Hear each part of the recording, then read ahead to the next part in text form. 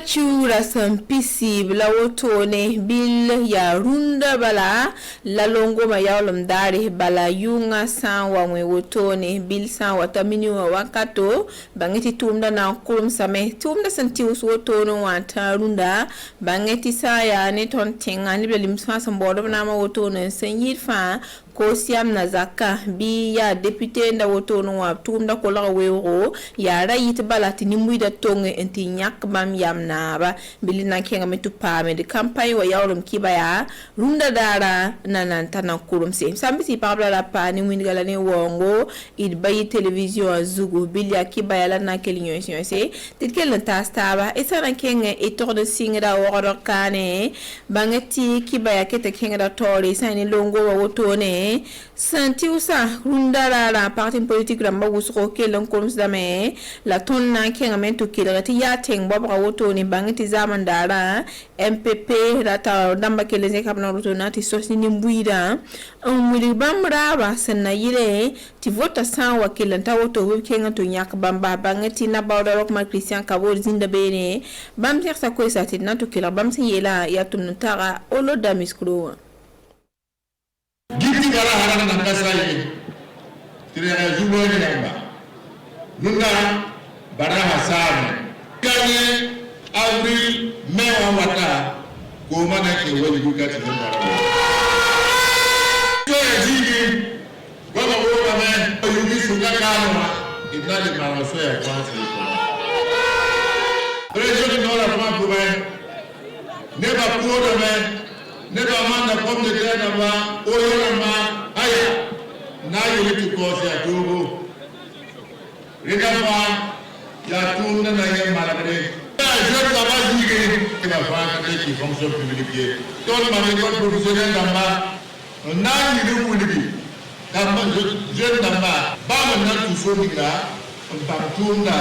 qui tout le monde divisé, ne pas mentir le peinard. Progressistes unis pour le renouveau sombon ko ti pura taw dam zinda woro kare zamdara na course bam tumda bil bam kelenti sonsane bam tambi sembe arrondissement wa soba na pousse barka obse kelen yizin bam pore longo ma wankato kelen na course blam balta matere obsanke ngana ti vote kelen ya gom yanga obinyak pura sana yinenti bam bi wa pam yinere ekenge entu pam benema passé yadi yiki modéré ti pure pour un pam député de l'Assemblée nationale parce qu'il y a B la loi rambalikida il y a B la surveiller gouvernement autonome ton data mento yi contrôleur d'amba ton yi neba ya mandik marché wa ko entreprise kanga bi contrôler encore pure parce qu'il y a pure neba ton contrôler ti marché wa yi soma ya pure neba ton contrôler ti ton ligida fa nyaka da monde pour ton nyaka ton nimbu da yin mo se lam ya nafsan lelem bondo ruko bibura ko la tapana e pambumi ton je de kafa pure wa da kawa ton mi imtir ha wa yizalam ya ton pam député tabo ni kam ci programme ni ngam hin dikan tas ton tas ni mi programme an ne ba hande jingude da ka nyatti do mi to wane programme ta ton da ba ta ni ngure da ba ni cité to ni ngak yana nya pure ta cinga samde ci la ni ba gama ni ba tan ni ngam to wudi ma ga wa me bam sakane bam biine bon nim ta to sida ni ya kana bila bamye bala ri ka ton ya abram shimri ton ya abram handa bila ko ko mi ko burkina faso ya ba to sida la sakro do la ton wa miti o to va to burkina faso bam yama de bon shulo fa bi pure pour aha ni na ma ngi parti politique ma bi ka tan tin ni fa tan ci ga zama la ton yelam ci ayo min ya la ton nan bu ne ba ta ton ta ha ne sa tu ba ton ko ne wakili ton ko pulub ne ba ya ne ba mi ngai yak yam bala pure ya pupile mun ni ne ba mi ya pupile ne bon ton Sayane Union pour la République et la démocratie taodamba yem so bonda bam parti wa koyoti UED bam yela me ade ton sam pam nama wotone ton sanan ke le zapti pam huminga bangati sina yelenti to wa ken tengnere rit la meton sek yamba sayane tenga we visa na sa fangi le ton na mudame ti lafi wa tibsra pam zemse la sanyir fa ton na mudam ti koronga ton yizalam sana yelenti komba wa ton bang bam nenga ti ya tuda ni bamme ti tenga pa ben jidigi ade sa ya ni iya de taw damba ba mulga mbala ya député de la ton bora la san wa kella nama ko siam na boba wotone bangati ton kella poda nam da ni sembe go zugrunde runda wa MPP na bawda ade ekenge to pa ben ma passé ti tum ta sa kella ndika bam gom chuwa woto na kella tas ne bla nim sisi ni de benwa to na ko bamba kaseto titi taba tirid mange parmi carte d'électeur d'amba yamé dawa yik dimanche en ye ton mime tine yamba rabem kaye titon ze usriam barka ti yam compris la meilleure woman jeune dame madame datou gomne wa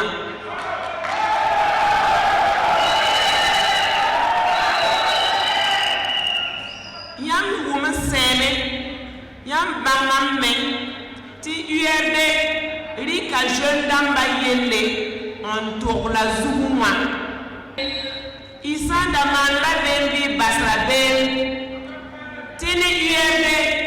ton santa assemblée nationale ton antique boninga na ton boninga ya jeune dame ne parla pipi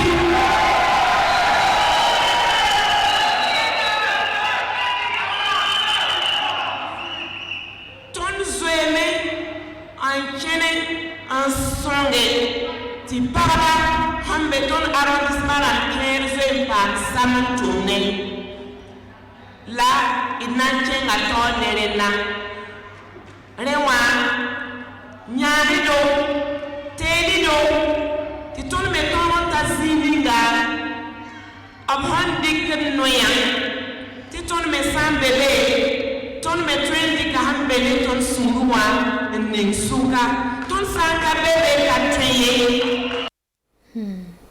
sanatu basirunda kibaina to likenge sa ya ne zufti ro kasange bangeti sa ya ne sodasa bankelam pamane botone na wolre ne bamba wigam tikeli ya sul wotone sa mtum de to mwense sa ne woro la zinyar bobra obilab kelande da ne te de far wotone la sinyir fa okelanta la zaptero ya tumte yor sana yilan ye ne ba ade bangeti sa ya ne commissaire sirs ko sepam ko sambala ti ne fa kelle ma menga sa ya ne kina wenge da man musu wuso ton sa wazan ligri sana yilenda wa mane ti ne ba nya tondo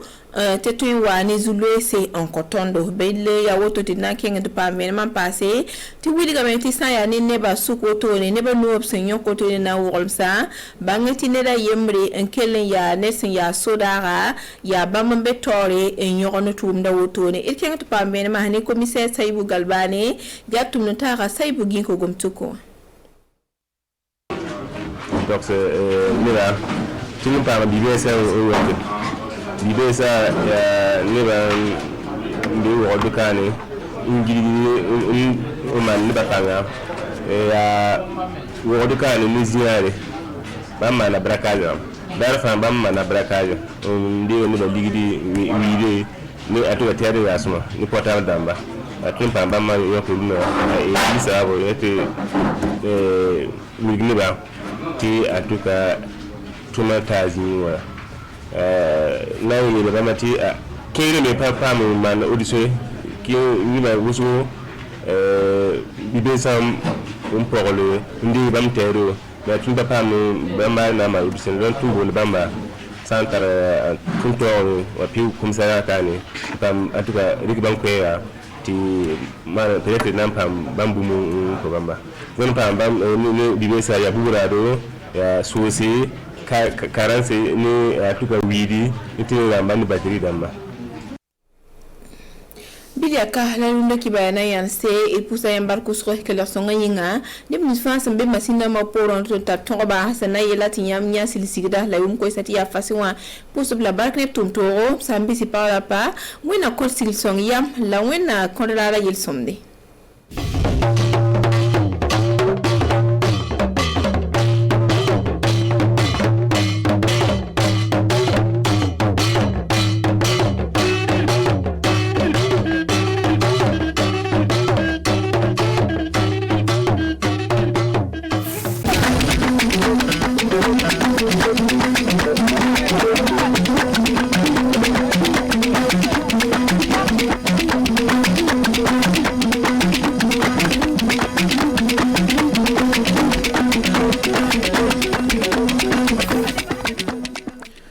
sane ndelle ono sakiraɓe an worɓe rewɓe ndelle jaam ñalluɗo ndelle on peeɓi famde hande aljumare noga lewru novembre ɗum wono lewru tubako ɗum hande wonno ko propagande ji politique ɗi fu wonno koɗi kantoto sini jemma o wari faɗum hewti ɗum wonno joni o ka yamde ɗum wonno sappe ɗiɗi ndelle ka keɓon famde ɗum wonno ha joni o ko e journal meɗen e jaham famde fa hande ɗum wonno joni o ka meeting ji gaɗuɗe ɗum wonno kenga nde haddule leydi meɗen Burkina Faso ɗo fo ndelle sakiraɓe miɗi o bisimilla moɗon ndelle arande majjum fu ka fu e jahan ɗum wonno joni o ka hiɓere waygiya ndelle ɗum wonno ndegu yatega toon to wonno to parti ɗum wonno MPP ɗum wonno joni o ka ɓe gaɗi ɗum wonno fa hande meeting mabɓe ɗum wonno ɓadiɗo sakitade ayo ndelle keɓon famde saabu oɗo andi ɗum wonno waygiya no andira hiɓere nokkure to ɗumaniji ɗum wonno joni o ka somayiji ni ko wiyete luɓoji ma fa hande ɗumaniji tewi fu ko remete toon e sanne ndelle kanko hooreje ɗum wonno laatiɗo candidat ɗum wonno MPP o ndelle Rakumar Christian Kaboure o yeehi toon e fa hande o fileke fa yimɓe voto o fo heeɓa o hoƴita laamu ngu woɗi ɗo woodi aadiji ɗo o hoƴide yimɓe waygiya toon e soni kanko o laatake hoorejo leydi meɗen ndelle fa hande da'ulo ina tawno toon ka Boubacar Boli ino holla en ɗum wonno ko waɗi waygiya kenga nde neɗɗo filotoɗo laamu dow inde MPP kam du tawama wayguya haala ndiyam laɓɗam e tawti ñiɓugol laabi wonno ko ɓe pillodi e yimɓe yatenga e ley ɗon o wi'i barasa gitti iɓe goni iɓe moƴƴina ɗum ɗo e keeɗu fuu yimɓe heɓa ndiyam barasa on o wi fa handen kanko Rakumar Christian Kaboure o ñiɓan laabi ɗum wonno ɗati fa heewa o hokka yimɓe wayguya demri ɗum wonno lu'oji pewɗi yo wakkati keeɗu nde ɗum waɗete sanne far soɓɓire ton ndelle kankon o holli o daroto fa o ɗowtira jokolɓe golloɓe golle lu'oji ɗi saabu imo andi ke ɗo koye nokku ɗo remete pomme de terre albasal amma coggu mum natiɗi ndelle o holli ke o wallanɓe o ɓeydi ɗon ndu jokolɓe fuu wawata heɓi golle sarwisi ndelle ɗum waɗi ko ɓe onti ɗum wonno cuuɗi janɗe golle juuɗe fa ɓe balla ɗum wonno jokolɓe heɓa golle o holli du ke so ni o heɓi laamu imo nodda yimɓe fuu ummo daro wallodira nangodira heɓa ɓe fuu ɓe kabda e rafi denagu gunigu hande nder leydi meɗen ndelle ɗum wono parti CDP kamɓe de ɓe gono eɓe pilo ho itinde laamu ɗum wono toɓe perdunomo ko watta hono duuɓi jeegom joni ndelle ɗum wono place de la nation ley ngallure Wagadugu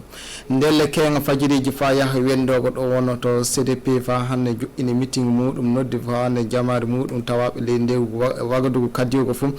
ndelle ɓe kolli ɗum e fa hande no wadde ɗuwa saabi de iɓe jiiɗi fa hande ho itinde laamu ngu wodi keɓon famdude haddu kamɓe ɓe en fu ɓe kaali haala ɗum woni joni ka raftu ndenaguji ɗo woɗi mon maɓɓe fof holli laabi muɗum no watta de filo fa ndenagu jaam e fa hande cella watta de leydi meɗen Burkina Faso soni jomum laatake hoorejo leydi ndelle kenga nde en edi mboru ina wonno fa hande place de la nation Boubacar Boli ɗum wonno aadi ɗiɓe koyɗir toon edi kombego wari hawri ɗo e yimɓe gonduɓe muɗum nokku place de la nation Wagadugu ko saabi ko waɗi ɗo kawrital makko de yo won ko ɗum firtata Il y a de cela 6 ans des jeunes ni wonno ko jokkolɓe warinno ɗo teeti laamu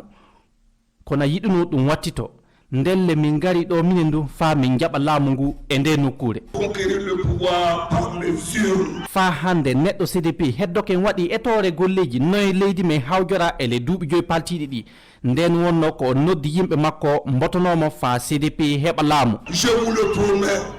que si je suis élu min aadi ke soni min laamoke ɗo e lewru on nanata fu fiyande gasi wona ke miɗo andani ɓe de wona noon ye min filoto min faama moye en wonno na waɗa piyanɗe ɗen min noddanɓe du ɓe pukkina malfaji maɓɓe j'appellerai les enseignants à déposer les armes. ñiɓugol laabi habdugol e rafigolle daranade jaam e ndenagu ɗum wonno ko CDP daronto so ni laamoke ni wonno ko edi kombego yettini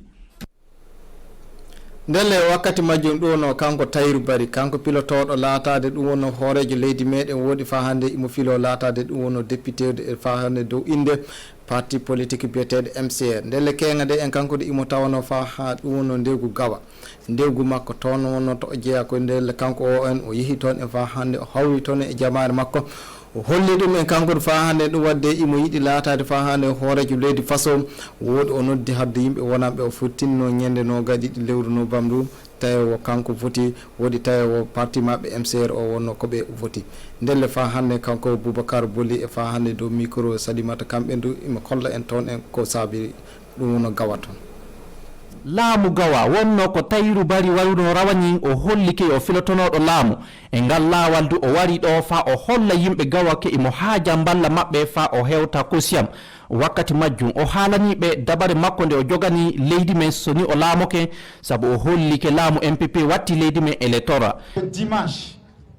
c'est de prendre vos responsabilités. ko ɗaɓɓanmiɗon nde ñande wotte nde yo ummanade ko e moto biyon on jaɓay tampiri gasi on jaɓay rafi golle on jaɓay laruji on jaɓay guyka jawdi leydi men Non au pillage de nos richesses. so ni kanko neɗɗo MCR o heɓi laamu o wiyano ke yimɓe bujjoɓe jawdi leydi men ɓe koy o yurmatako ɓoy fay seɗɗa ndelle Tahirou Barry ko ɓeydi ɗon fa hande so ni o hooɓi hoorako leydi men hano ko nokkuje yehete na sotte ma no roni ɗum tawa rewa e laawol ɗum fu ɗum sela o gollan no watta fa potal e jamdu heɓe hakkunde ɓiɓɓe leydi men.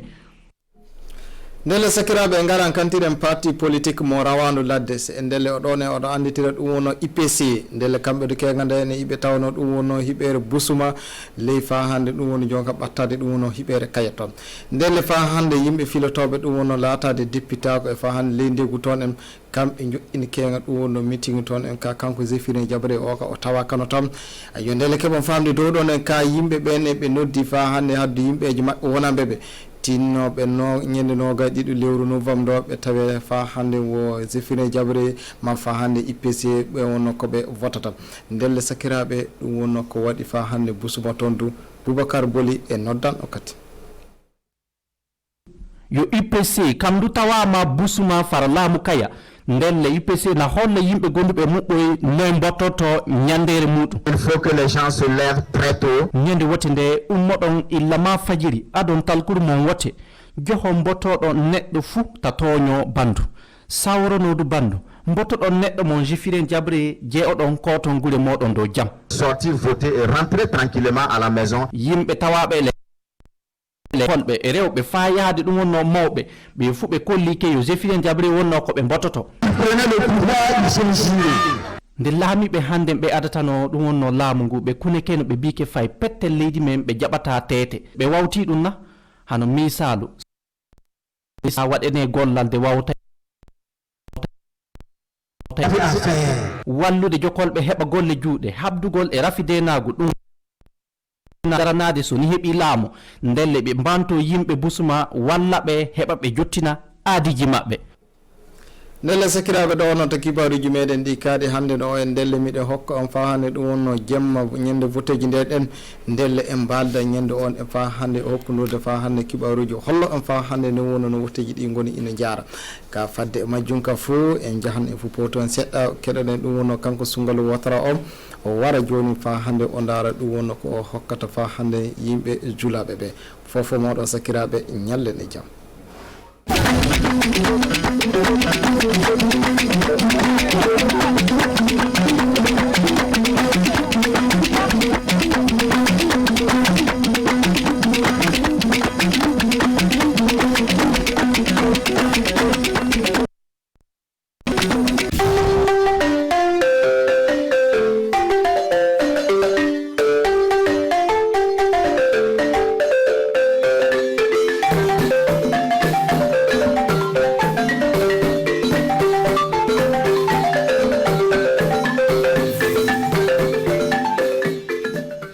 Kaseka ko jado yogono kaban doroku saba o kuno ceraba kaban kanyese katamono salo portu joklo o yi Burkina Faso tachi e wa sanfa fantan non bera kaseka flo kaseka ta o kadala ko nyini o kera sabu me yeli Monique aletumo banfora alene me Abdoulaye Souma olutumo banfora kaseko to kadala kan nyini o refon fla kamasoro Tahirou aletumo gawa kanyese katoka ani pur olutumo bogadu e wa nagre mbalma Burkina Faso television kan ba anikle awtiorosi bi jumado men bena anga novembre kalo kle mo ma sanwa fla ani konnana anga bika kuma fulu wakati ferfelo wakati fleni kuma ya fetu kuma anga kuma ba konnana amtabo miye banfora marala miye kam yeli Monique ale tamake katabora kaseka tammi akakala flo kaseka ta aklifal kano o kaseka le sugande sabu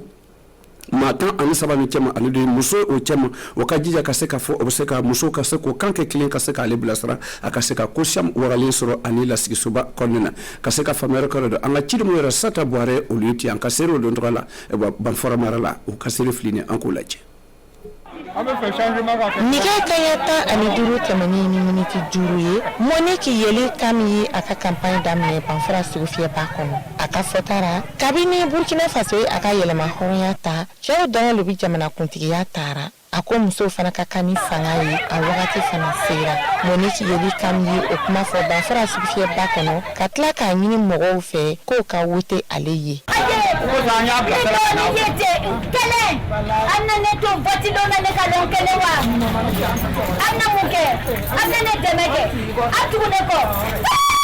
Kandida mɔgɔ 17 olu bi jamana kuntigiya yaala la a ko ale kelen de ye muso ye o cɛma o sababuya kama muso ka kan ka wote ale ye caman jango yɛlɛmani nafama ka don kow ra Burkina Faso kala ko cɛla asigi ne ya a baara ne fɛ nana ni duze no ye ya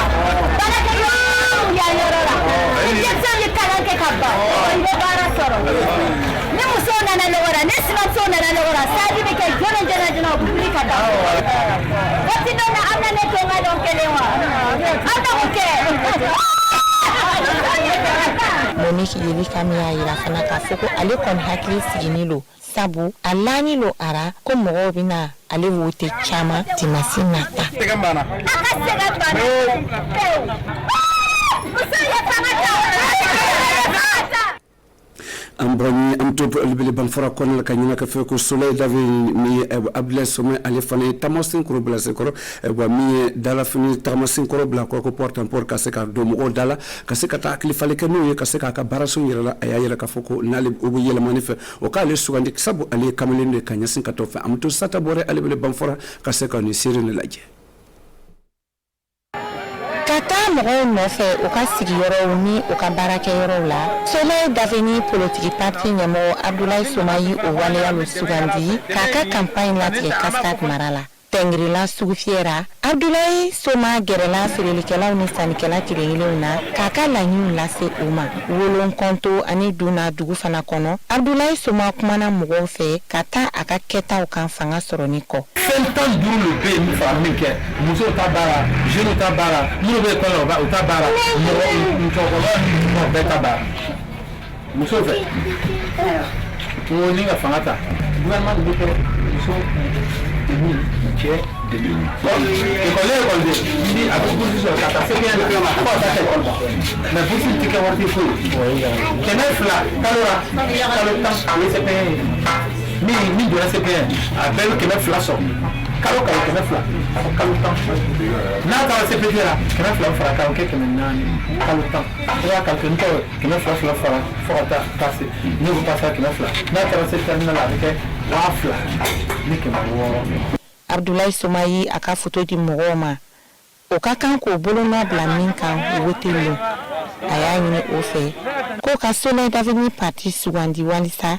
ale Abdoulaye Soma ka kɛ Burkina Faso jamanakuntigi ye san 5 nata Amboni Banfara amana gawa ka nyasin kata mi tayuru bari ale tarawara la ka se kata kala filla dum akli falu keno ka yira ka fo o ka jija ka le suga ni misra ka MCR sugandi o na kasaba yelman buna do anga faso ko an gawa yare marafana buna se ka yelman lo ka se ka famere ka anga chidom be RTB de gawara o Umar Sanyo ani Salamata Zarbo o luka sere flini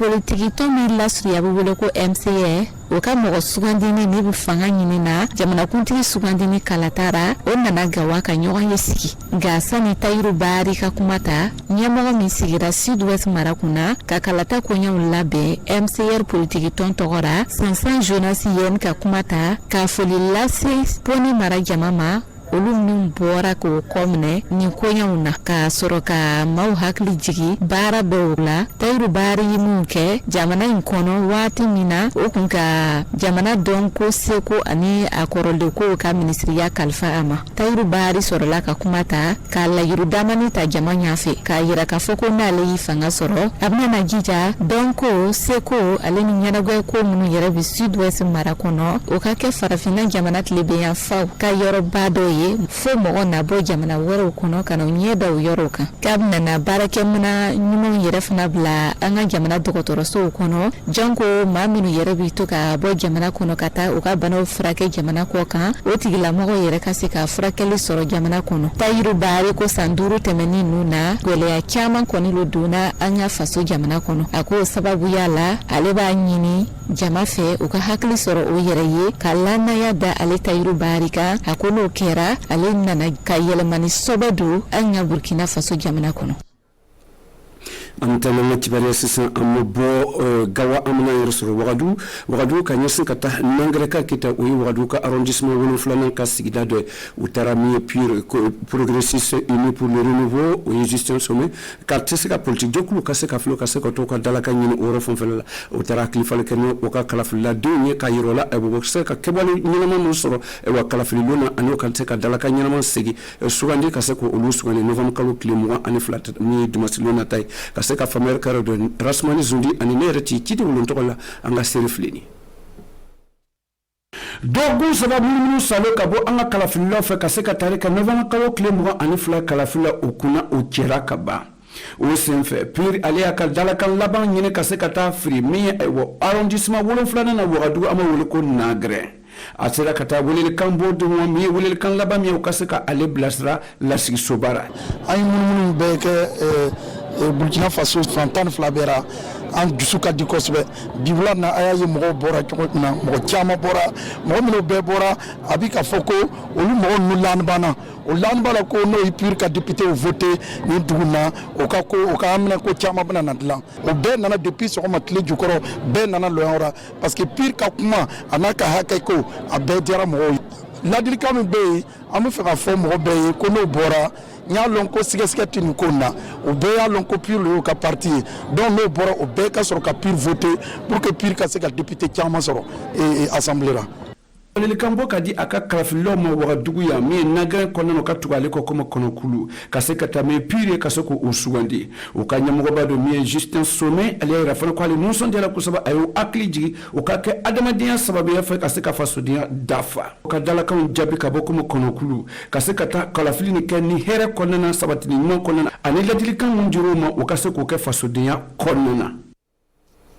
amanga kibara laban amse katabo gawa abado ko Tayiru Bari aka kalafili mununu sababu la ay tamake atarabo minye aywa nane pale abado ko yoro mara gawa maraka balanfula wara dolo Burkina Faso reka balanfula wara dolo ayaka no sumbla kanyise kata balanfufa jamana kono ani jamana koka kaseka famere ko amto albeleni Umaru Sanyoy ani Salamata Zarbo kabini RTB de gawa o ka serefline nana nani pale ka sitra kana visite kɛ o visite nu sababu ye mun ye parce que nani pale mɔgɔ bale nani pale baara min kɛ o baara nin kɛra sababu ye k'an ka lannaya ko lakɔrɔta bi an tɛ se ka musique traditionnelle kuma fɔ n'an ma nani pale tɔgɔ don a la a kan kan donc an ka ɲi ka baara kɛ pour ka tɔgɔ kana tunu pour a ka baara fana kana tunu o de y'an nakun ye yan nani pale ka musique min ye a ka kan an b'a lamɛn an b'a yira mɔgɔw ye fana pour que o ka se ka lɔn o musique ni nafa musique lo an ka ɲi ka filɛ fana minnu bɛ fɛ ka don o baara nin na o kana taa musique kɛnɛma musique ta ka na a y'a ye musique ka ca an ka dugu la mais musique nu mankan gbansanw lo voilà n'an bɛ fɛ ka musique kɛ an kana ɲina an ka facɛw kɔ an ka facɛ ye baara min kɛ k'a bila an bɛ se ka taa o baara nin na ka dɔɔni fara kan bala Burkina Faso television kalba amna nga dɔgɔkun kunna cayante nga an ka kalafili minnu salo kunnafoni fana kunna cɛra n'ala ye ɛwa siɲɛ wɛrɛ yirana tuguni an bɛna sɔrɔ min nga dɔgɔkun wɛrɛ n b'aw sɔrɔ ntɛnɛdon sɔgɔma fo wagati la ani tile fɛ ni wagati kelen bɛ a kelen bɛ ɛwa an b'a ladon ɛwa kalafili a ka se ka tɛmɛ hɛrɛ kɔnɔna na ɲɛnabalo tulolo ala ka tile yɛrɛ